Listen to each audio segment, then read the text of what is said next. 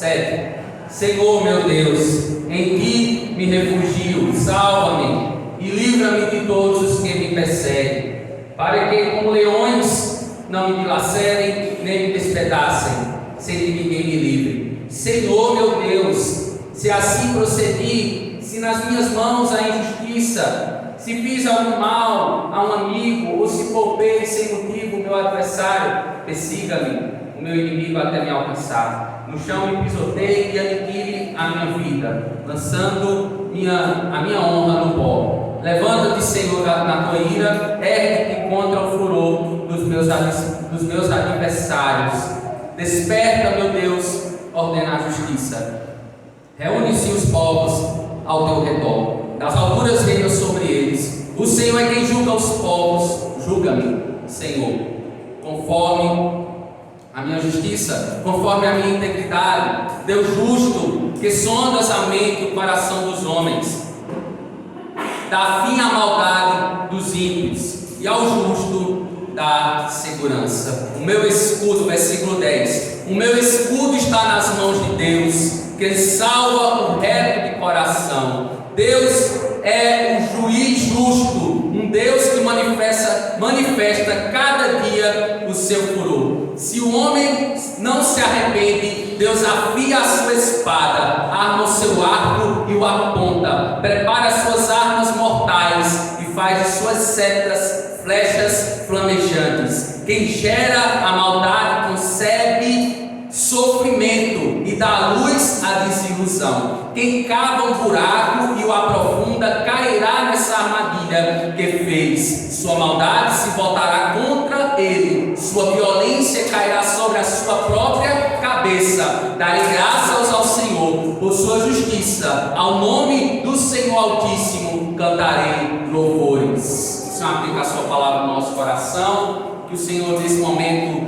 esteja abençoando a exposição da palavra, esse devocional, para que possamos estarmos celebrando a ceia do Senhor. Este salmo, meus amados irmãos, como sabemos, é de Davi, uma oração pessoal, uma oração com súplicas, uma oração, como chamamos, imprecatória, uma oração imprecatória, esse é o nome. Uma oração imprecatória é de fato uma oração que ele pede o castigo, que ele pede a punição justa de Deus sobre os ímpios, sobre toda a impiedade da época dele, dos seus adversários. Então aqui a gente tem um salmo que revela a oração de Davi, buscando também refúgio na casa de Deus.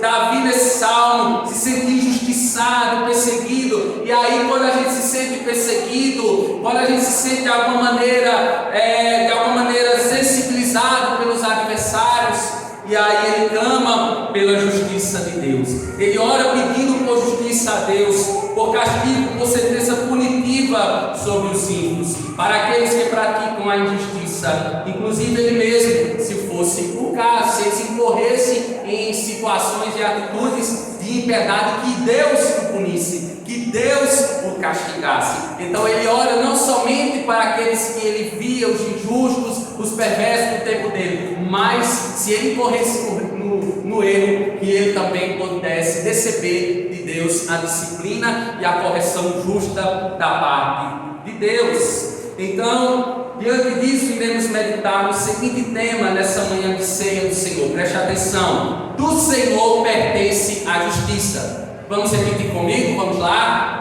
Do Senhor pertence a justiça. Porque Davi, ele clamou pela justiça do Senhor em primeiro lugar, porque Davi foi alvo da justiça libertadora de Deus. Aqui eu creio que todos nós somos alvos dessa justiça libertadora, porque o Senhor nos libertou do cativo, o Senhor nos libertou do cativeiro, das algemas do pecado. E se nós observarmos Davi aqui, ele se encontrava como, pastor? Ele se encontrava perseguido. Nada na terra poderia ser auxílio diante de Cuxi, um benjamita da tribo de Benjamim, aliado de Saul, inimigo de Davi. Então ele estava nesse inteirinho de perseguição. Então Davi, ele clama, meus amados, Porque quando nós nos encontramos de alguma maneira desfavorecidos, ou pensamos que estamos desfavorecidos pela graça de Deus, pelas tribulações que passamos, pelas as adversidades, pelos problemas muitas vezes familiares, enfermidade, uma coisa ou outra, nós às vezes perdemos a confiança no Senhor. Mas Davi, ele sabia a quem clamar, Davi sabia a quem recorrer. Eu quero te dizer nessa manhã, você tem ao Senhor a recorrer, você tem ao Senhor a clamar, você tem ao Deus Todo-Poderoso a suplicar por intervenção naquele determinado assunto, determinada situação que você está vivendo e que precisa de intervenção divina e que precisa do agir divino. Perceba a oração de Davi: Senhor meu Deus, em que me refugio, me abrigo, salva-me e livra-me de todos os que me perseguem, para que como leões não me dilacerem, nem me despedacem, sem que ninguém me livre. Irmãos, Deus é o nosso amparo, diga glória a Deus por isso. Ele é a nossa proteção, Ele é o nosso socorro bem presente na hora da angústia. É no vale da sombra da morte que Ele vem ao nosso encontro, e Ele nos busca, e Ele nos chama, Ele nos tira das situações de perigo, Ele nos tira das situações preocupantes da nossa vida. Deus conosco é o seu nome. O Salmo 91, versículo 7, a parte A, o salmista ele tinha uma relação de confiança com Deus. Perceba essa relação de confiança. Agora ele vai declarar: 1000 cairão ao meu lado, 1000 cairão ao teu lado, e 10.000 à tua direita, mas tu não serás atingido. Perceba a experiência que ele tinha com o seu Deus. Por mais que ele estivesse de alguma maneira sendo perseguido, ele tinha essa experiência, e Deus lhe dava essa experiência de proteção. Davi foi alvo na pele do auxílio do Deus Todo-Poderoso. Ele foi alvo da justiça libertadora do Senhor. Nós passamos por momentos escuros. Cada um aqui passa por momentos de escuridão, de cinza em nossa existência, situações de perda, enfermidades, muitas vezes casamentos quase destruídos, problemas familiares, situações difíceis da nossa vida. E diante dos momentos incontroláveis da nossa vida, das incertezas, porque o mundo aí fora, nós estamos diante de um lamaçal de incertezas, ou de um contingente de incertezas, mas nós não somos aqueles que agem com dúvida, ou não deveríamos agir com dúvida, mas confiando e descansando no nosso Senhor, que tem o controle de todas as coisas em suas mãos, inclusive de nossas vidas, meus amados irmãos. E o Verbo encarnado de Deus, Jesus disse em Mateus 28, 20: eis que estou convosco todos os dias, até o fim dos tempos, até o fim das eras. Deus é contigo. Quero te dizer que Deus é contigo, Deus está conosco, o Deus Emanuel, o Deus presente está. Irmãos, o Salmo 34, versículo 19 diz: grandes e muitas são as aflições dos justos, mas o Senhor tem nos dado o livramento de todas. Esse é um Deus que eu sigo. Esse é o Deus que você serve. É o Deus que pertence ao livramento. Se você está aqui é porque Ele te livrou da morte. Se você está aqui é porque Ele te salvou, porque a Ele pertence a salvação. Se você tem salvação hoje e foi te dada a salvação de forma gratuita no passado, é porque Ele, por sua muita misericórdia, por sua muita compaixão, te alcançou. Ele é o Deus que alcança, Ele é o Deus que tem misericórdia, o Filho de Deus a quem nós servimos, meus amados irmãos. E Jesus disse em João 16, 33: tenho-vos dito isto, para que em mim tenhais paz. Tereis aflições, mas tende bom ânimo, eu venci o mundo. Paulo em Romanos capítulo 6, versículo 12 vai dizer que nossa luta não é contra carne nem sangue, mas contra os dominadores infernais da maldade. A nossa luta, meu irmão, minha amada irmã, é no mundo espiritual. A sua luta se faz, você entrava todos os dias no mundo espiritual. É um mundo imaterial, é um mundo invisível que nós batalhamos, porque todos os dias nós nós somos tentados. Todos os dias o mundo envia propostas indecentes para as nossas vidas. Todos os dias Satanás, com suas setas, com seus dados infernais, ele de alguma maneira projeta nos fragilizar, nos tirar do alvo, nos desviar da verdade. Mas eu quero te dizer que Jesus, ele um dia, para aqueles que vencerão os estratagemas do inimigo, em Mateus 25, versículo 34, Jesus vai dizer: venham benditos de meu Pai, recebam como herança o reino que lhes foi preparado desde a criação do mundo. Ele vai dizer isso a você, ele vai dizer isso a mim, porque nós nos desviamos da mentira, nós nos desviamos do caminho mau, do caminho tortuoso. Esse mesmo Jesus diz assim: não se turbe o vosso coração, não se turbe o coração de vocês, creio em Deus, creio também em mim. Na casa do meu Pai há muitas moradas, se não fosse assim eu lhes teria dito: vou preparar-lhes lugar, e se eu for e lhes preparar lugar, voltarei e os levarei para mim, para que vocês estejam onde eu estiver.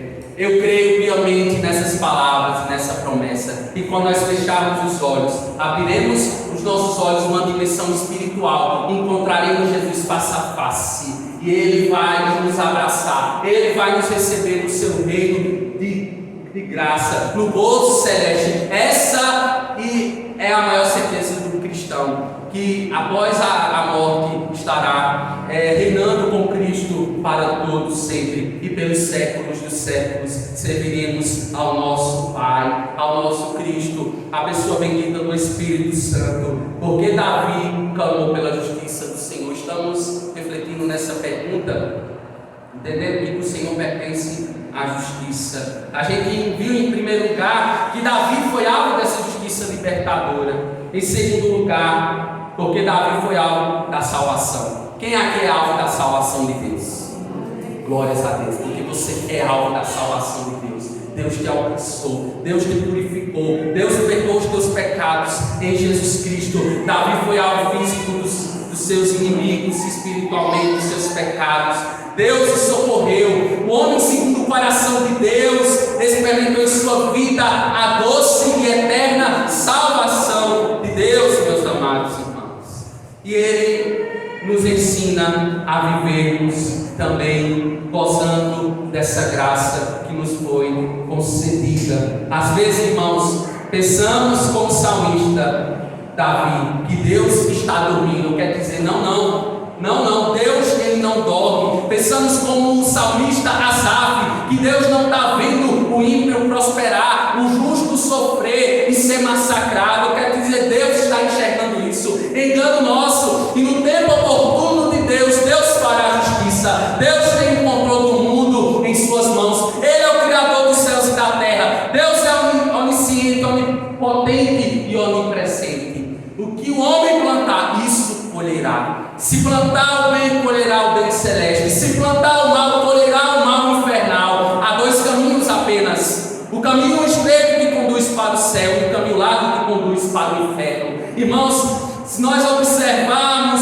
Davi dizendo no versículo 8 desse salmo, Davi vai dizer: o Senhor é quem julga os povos. Julga-me, Senhor, conforme a minha justiça, conforme a minha integridade. Deus justo, que sondas as mentes dos corações, dá fim à maldade dos ímpios e ao justo dá a segurança. O meu escudo está nas mãos de Deus, que salva o reto de coração. O hino da harpa cristã 422 tem o título: no céu não entra pecado. Eu te falo, de fato, de verdade, no céu não entra pecado. Deus julgará a questão de todos nós. Cada um é ciente das suas boas e das suas más obras, e de Deus ninguém zomba, de Deus ninguém caçoa. A tudo que o homem tem feito, os planos maquiavélicos, maldosos que o homem tem tentado, quer seja no Estado, quer seja para a família, quer seja na escola, independentemente do setor, onde Deus está acima de toda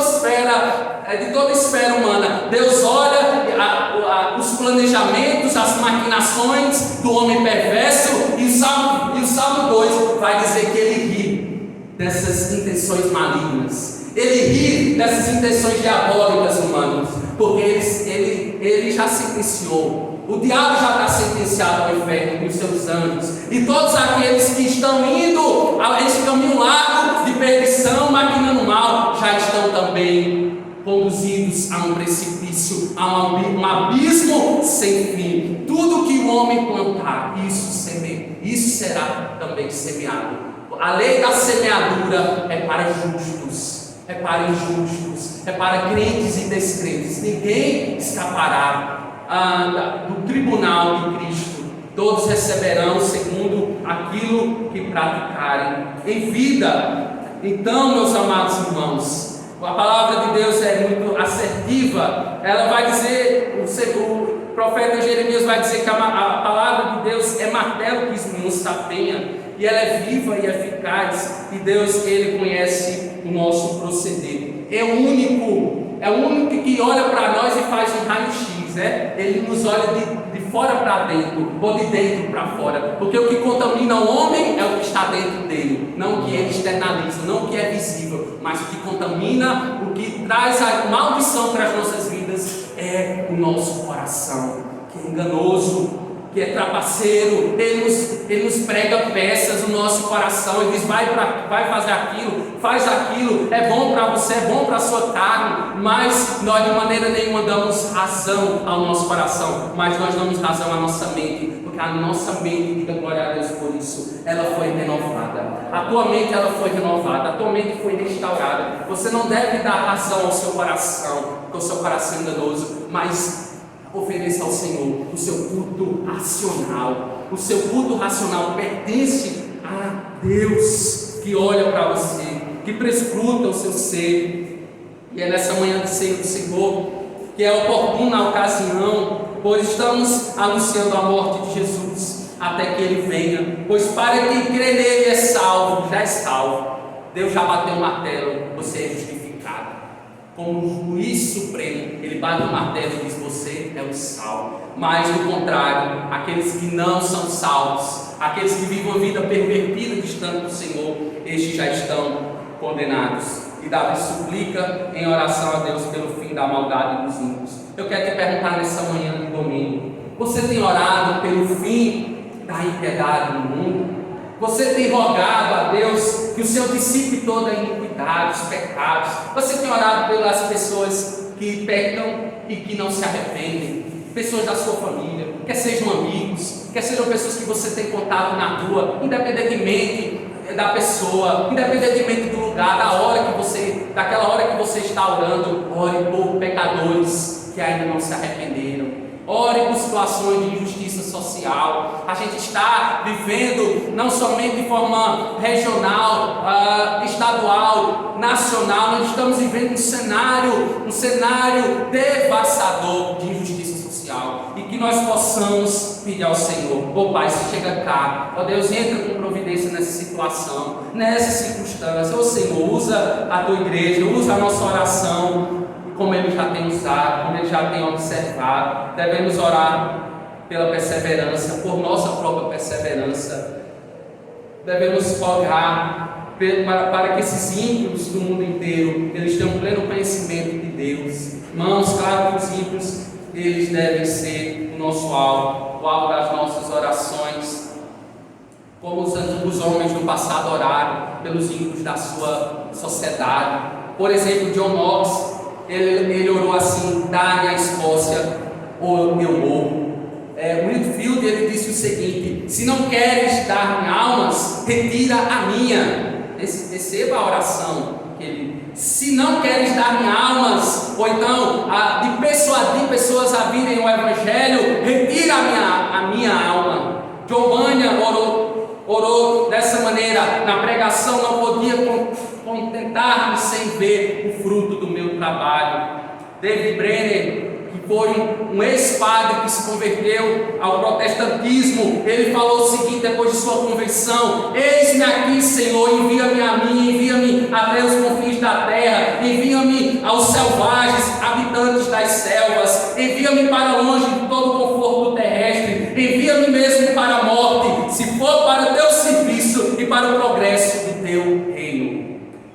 Receba essas orações desses servos do Senhor, que tiveram um encontro com Cristo, uma experiência de salvação, percebiam a sua pequenez, a sua fragilidade, mas o poder de Deus, a imensidão do ser de Deus, e para quem eles estavam servindo, estavam a serviço do reino de Deus, sendo igreja de Deus. Então, meus amados, em terceiro e último lugar, nós estamos refletindo do Senhor pertence à justiça. Porque Davi clamou pela justiça do Senhor? Em primeiro lugar, porque Davi foi alvo da justiça libertadora. Em segundo lugar, porque Davi foi alvo da salvação. E por fim, porque Davi foi alvo da misericórdia. Nós somos alvos dessa justiça libertadora, nós somos alvos da salvação de Deus e nós somos alvos dessa misericórdia. Glórias a Deus por isso. Davi foi alvo da misericórdia de Deus. Eu sou alvo da misericórdia de Deus. Você é alvo da misericórdia de Deus. O Salmo 51, o Salmo 32, nós temos a confissão dos pecados de Davi. Porque aqueles que confessam e deixam alcançam misericórdia. Nós alcançamos a misericórdia de Deus. Porque nós confessamos, nós reconhecemos que somos pecadores carentes dessa graça. E não mais cometemos esses pecados de outrora, ou tentamos lutar dia após dia para não cairmos. Mas se cairmos, eu quero dizer, você tem um advogado justo e santo, que à medida que você confessa, ele é fiel para perdoar os teus pecados, e nos purificar de toda injustiça. Louvado e engrandecido seja Deus. Mas tem momentos da nossa vida, como ocorreu na vida de Davi, um momento que Deus envia um servo dele para nos confrontar, para nos tirar da zona de conforto, daquele bem-estar que muitas vezes a gente está, porque muitas vezes a gente está num bem-estar pecaminoso, porque muitas vezes pecamos e o pecado já se naturalizou na nossa vida. Infelizmente, muitas vezes estamos distantes de Deus pelas situações da nossa vida, e nessas situações pecamos e não nos arrependemos. O pecado se torna comum na nossa vida. O pecado não se torna mais um incidente, mais um acidente, mas de alguma maneira a gente retrocede, como Pedro vai falar, como João vai dizer também na sua palavra, nós nos empocalhamos novamente com o pecado. Nós somos como um cão e a porta, muitas vezes, que voltamos atrás e ruminamos as coisas que praticamos outroramente. Mas Davi, ele teve um confrontamento com o servo do Senhor. E eu quero dizer que Deus ainda leva-nos a nós um confrontamento. Deus enviou a Davi o profeta Natã. E Natã disse o seguinte a Davi, segundo livro de Samuel 12, 13 e 14: o Senhor perdoou o seu pecado, você não morrerá. Entretanto, uma vez que você insultou o Senhor, o menino morrerá. Eu quero dizer, infelizmente, há consequências para os nossos pecados em vida.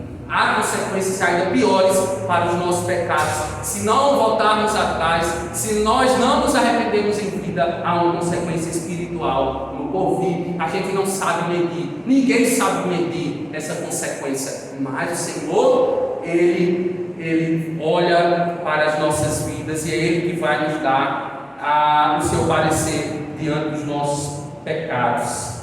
A Bíblia diz em Gênesis 17:1 que Deus mudou o nome de Abraão para Abraão quando ele tinha 99 anos. Depois o Senhor apareceu a ele e se apresentou como Deus Todo-Poderoso. Ele é o Deus Todo-Poderoso que muda a nossa situação de escravidão do pecado para a libertação dos nossos pecados. É esse Senhor que servimos, meus amados irmãos. E o Senhor Jesus ordenou, por exemplo, aos fariseus e escribas que apresentassem o significado, que aprendessem, melhor dizendo, o significado da ordem: misericórdia quero e não sacrifício. Ide, porém, e aprendei o que significa misericórdia quero e não sacrifício. Mateus 9:13. Certamente porque aqueles homens doutos na religião judaica desconheciam o significado da ordem divina. Mas nós reconhecemos que precisamos ser misericordiosos, porque o nosso Deus, Ele é misericordioso, e se Ele nos libertou, se Ele nos salvou, Ele também agiu com misericórdia para com as nossas vidas, meus amados irmãos. E diante da mesa do Senhor, que nós possamos refletir nesse momento a sua morte, diante da mesa do Senhor, daquele que enviou seu Filho Jesus Cristo para morrer pelos nossos pecados, aquele que Deus escolheu derramar sua ira sobre Jesus, ao invés de derramar sobre nós. Deus enviou Jesus para morrer em nosso lugar. Diga glória a Deus por isso. Jesus nos justificou, nos tornou justos